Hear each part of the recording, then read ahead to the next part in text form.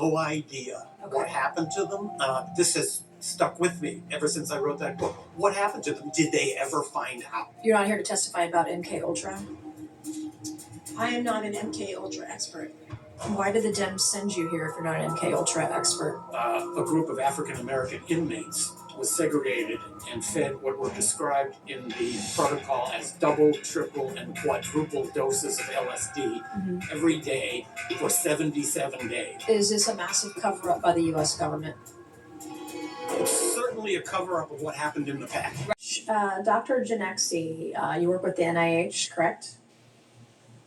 No, I am no longer affiliated with the NIH. When did you leave the NIH? April of last year. April of last year. Did you ever speak with Anthony Fauci or any of your NIH colleagues when you were there about the NIH's role in funding the Wuhan Institute of Virology or the development of COVID-19 virus? No. I am here to testify about what is happening to the NIH right now. You're not here to testify about MK Ultra? I am not an MK Ultra expert. Why did the Dems send you here if you're not an MK Ultra expert? But I am an expert in human subjects protection, which is related, and in the conduct of human subjects research. Mr. O'Neill, what are some of the worst abuses that you're aware of in the MK Ultra program? I can start by just naming, I'll talk about one in particular that always sticks in my mind. In the federal prison in Lexington, Kentucky, a group of African American inmates was segregated and fed what were described in the protocol as double, triple, and quadruple doses of LSD every day for 77 days. Did they all survive? We have no idea what happened to them. This has stuck with me ever since I wrote that book. What happened to them? Did they ever find out what was given to them? Did they think they were going crazy? Did they? I think if that. Do you think we're still experimenting on prisoners or people in prison today? I don't have any information about that. Okay. I'm hoping there'll be another book about what's happening now. What are some of the worst abuses in MK Ultra?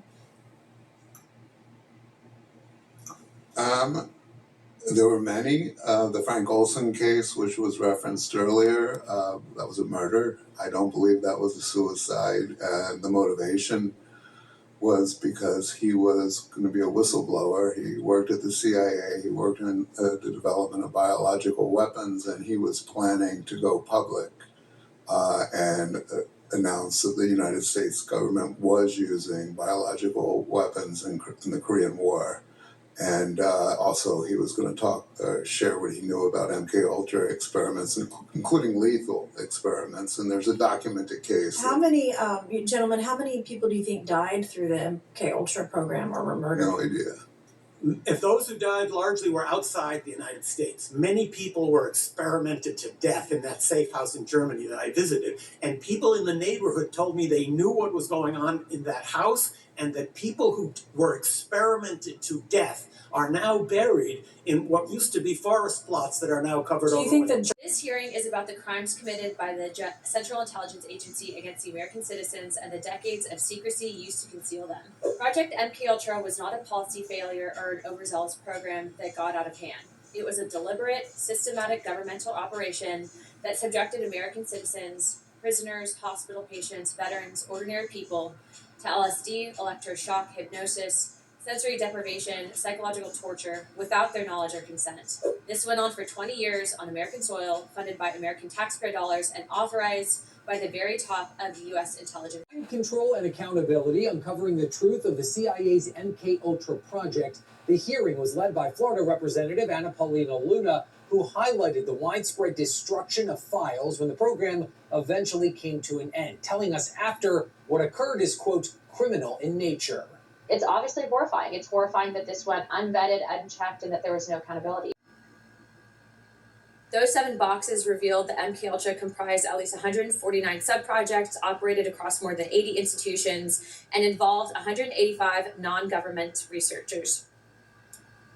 They revealed that the CIA covertly contributed $375,000 to a hospital research wing, which was approved directly by DCI Alan Dulles, which Richard Helms Concurrence, so the agency could use unwitting patients as experimental subjects in what their own documents called a hospital safe house.